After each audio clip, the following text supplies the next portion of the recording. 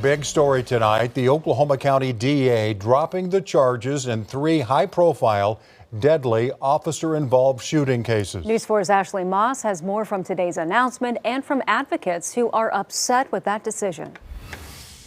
There are 3 broken families that now have to figure out how to pick up the pieces and move on. A huge announcement today from the Oklahoma County District Attorney. 3 deadly shootings at the hands of police officers will ultimately not see criminal charges. These families are grieving. This decision that has been made is difficult. All 3 date back to 2020. 49-year-old Christopher Poore was shot in the Village in July of that year during a domestic call. 15-year-old Stavion Rodriguez killed in November during a robbery. And a month later, 60-year-old Benny Edwards was shot during a disturbance call. Officers were charged after each of those incidents. But over the past several months, DA Bahena says a team of 7 lawyers were brought together to review all 3 cases. The DA's office also hired a use of force expert out of California to give an independent review. Those reports were then compared to Oklahoma law related to deadly force. That law basically says that if a suspect is trying to escape or evade arrest,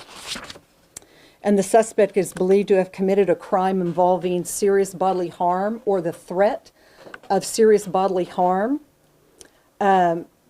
force, even deadly force, can be justifiable. The conclusion? Those cases are going to be dismissed with prejudice. In all 3 shootings, the people killed had a weapon, but the officers involved were charged over whether the use of deadly force was necessary. In the case of 15-year-old Stavion Rodriguez, he had dropped his gun. 5 officers shot him when he appeared to reach for his waist. Benny Edwards was shot 3 times after running towards officers holding a knife. But an officer was charged for shooting Edwards 3 more times in the back as he tried to run away. Christopher Poore was shot 3 times while holding a baseball bat.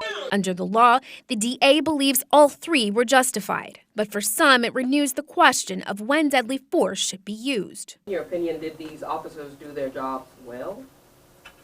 It probably, let me just stick with the law in these cases in particular. I'm not a police policy person. I don't know how they're trained, and it probably isn't fair for me to even comment on that. I mean, my analysis is truly a factual and legal analysis. Adriana Laws was at the scene right after Benny Edwards died. She was standing with Stavion Rodriguez's mother when she learned the charges were dropped.